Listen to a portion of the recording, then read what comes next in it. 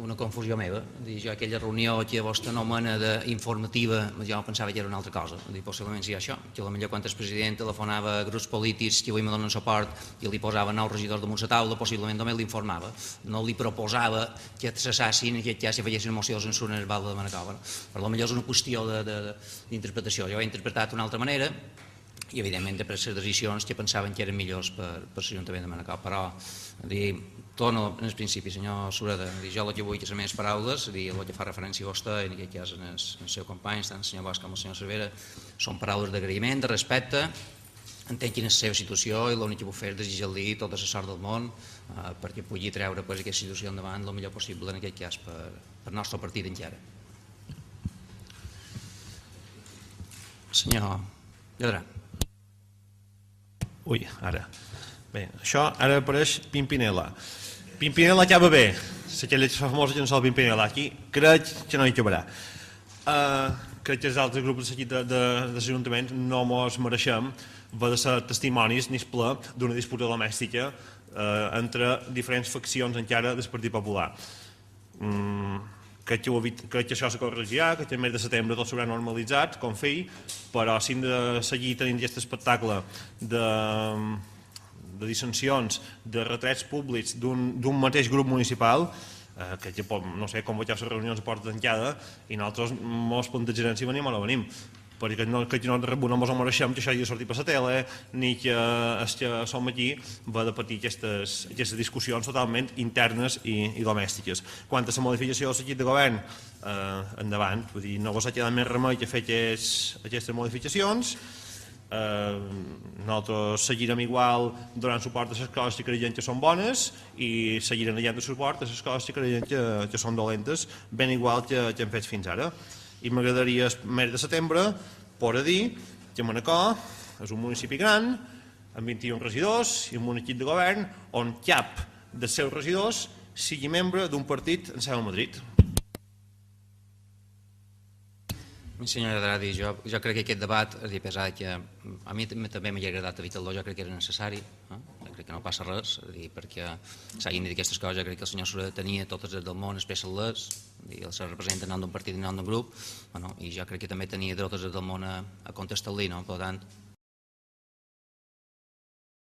Jo, per demanar dues coses sobre les noves àrees, tenir en compte que hi ha hagut una sèrie de canvis, que són àrees que continuen estant dins la gent de la confiança d'Herbalda, però que passen d'unes àrees a unes altres, i a veure si em podríeu explicar els motius d'aquests canvis, tenint en compte que hi haurà una no continuïtat de la tasca feta i això pot provocar un trauma en quant a la continuïtat del servei que els ciutadans poden veure reflectit. I després, si no entres malament, hi ha hagut un error, supos, no hi ha se xerrava de competències sobre l'urbanització se xerrava de la delegació però no ha sortit enlloc el nucli de Sant Macià. No entenc que si això és una cosa que a vostè li preocupa potser posar assignar a qualcú, tenint en compte que fins ara era el senyor Sureda el que s'encarregava d'aquesta delegació, aquesta no delegació, en realitat, perquè fins ara eren totes les àrees transversals, però que s'encarregava de la zona, al millor del nucli de Sant Macià, i seguríssim que com que és una errada que hem trobat, no tindrà molt de problema en assignar-ho o dir-nos qui és o assignar-ho en un futur, perquè considerant que les batalles del Partit Popular, com he dit abans, no l'haurien de pallar macianers, encara que si haguessin de castigar per número de vots rebut pel Partit Popular, possiblement sí que siguin els que haurien de pagar més aquest càstig. Entenem que els macianers no tots estem en condicions de rebre el mateix càstig. Per tant, seguríssim que serà una cosa que se solventarà. També, si no record malament, aquesta delegació no té per què ser assignada, o com qualsevol altra, a un regidor, sinó pot ser assignada a qualsevol ciutadà, i entenc que macianers que puguin dur aquesta àrea i que siguin de confiança del senyor Balda, seguríssim que en trobarà. Per tant, jo li convido que faci una rectificació d'aquest punt i que seguríssim trobarà la persona més adequada per assumir aquest paper. Dir-li que és una decisió presa precisament per tots els membres del seguit de govern, és a dir, quan una delegació no figura és perquè queda en competència d'Herbalda.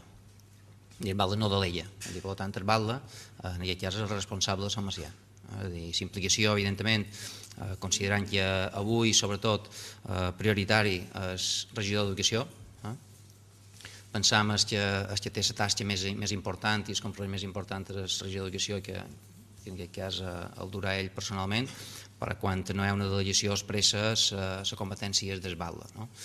No se descarta res, és a dir, en principi ho deixem així, no se descarta ni assignar a una persona en concret la delegació, ni tampoc se descarta la possibilitat que ha dit vostè d'assignar una persona externa a l'equip de govern.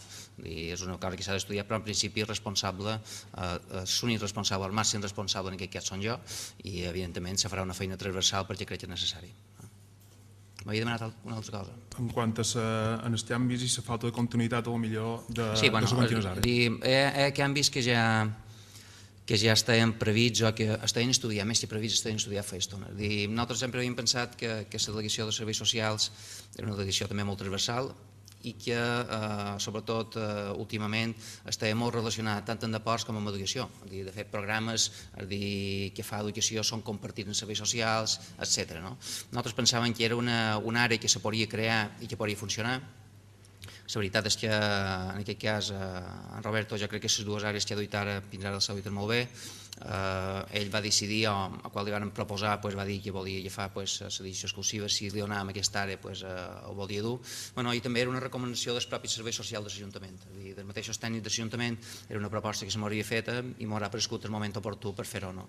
És vera que hi pot haver una falta de continuïtat, però les mateixes persones, en aquest cas, la senyora Sureda ja ha parlat amb ell i intentaran fer el canvi de poder de la millor manera possible. De totes formes, jo diria que, per exemple, els serveis socials, tots els departaments de l'Ajuntament ja diria que són bons per als serveis socials, és un departament que també és molt tècnic, no és un departament tan polític i que també moltes vegades funciona també per sinèrcia dels tècnics. No és vera que es podria dir marcant quins són les prioritats, però jo crec que tenim molt bons tècnics i jo crec que donen continuïtat, la continuïtat necessària, perquè jo diria que avui una de les àrees més importants per moment de dificultat que estem passant que el servei social tingui la continuïtat necessària, en la falta de recursos que en aquest moment ja començam a tenir. Entenc que aquesta, que no pot ser d'una altra manera, és una situació que és estudiada i no senzillament s'ha limitat a fer un repartiment d'àrees. Jo me permetrà, senyor Balda, donar la benvinguda, no sé si dir-ho així, però l'enhorabona als senyors Mateu i Ginart i que esperant que se mantenguin i compleixin i facin complir en els seus companys de govern el que reclamaven no fa molts dies quan estaven seguts allà mateix però formaven part de l'oposició. I jo he fet un recull de les 4 coses que demanaven i que seguríssim vostès prendran nota perquè seran moltes de les coses que a partir d'ara gestionaran. Xerraven d'un estalvi energètic municipal, que considerem important. Xerraven d'un manteniment del mobiliari urbà, que no se degradi i que se mantengui. Xerraven també del compliment de les obligacions de l'empresa de neteja. I per això els recomano aclarir quins són els estàndards de neteja, perquè me record que en aquell plenari sí que xerraven que el senyor Balda deia que el manacó estava molt net i vostès deien que no. Per tant, una de les primeres reunions que hauran de tenir és a veure què és un manacó net. Recuperar aquest fantasma d'espum verd de Sillot, que sé que no sabien si era o no era. La neteja i la recollida de metalassos i residus de diversos de Sillot, també. Resoldre la gestió de les pistes de centre de tecnificació de tenis, que això també serà una de les coses que marcarà possiblement el futur de les instal·lacions esportives a Manacor, tenint en compte que estan xerrant d'una construcció d'un de nou molt a prop d'allà. Resoldre el tema de l'abeurador a la plaça de Sant Jaume. Resoldre la gestió, sigui lloguer, sigui adquisició, sigui compra dels aparcaments de la plaça de Sant Jaume per garantir la seva rentabilitat. Resoldre el voltat de forma urgent del Solà de Majòrica, perquè també és una de les coses que també els manacorins, sobretot que viuen a la zona, n'estan patint les conseqüències. Millorar l'enllumenat públic de Sillot. Implantar campanya de promoció comercial, que segons els pressuposts diuen que són 50.000 euros de campanya de promoció. Aclarir la postura del seu partit amb el tema de la recollida selectiva del municipi i de les conseqüències econòmiques, segur que convé a Manacor. Per tant, s'hauran de fer mirar primer de tot a dins el partit i a partir d'aquí a dins l'equip de govern.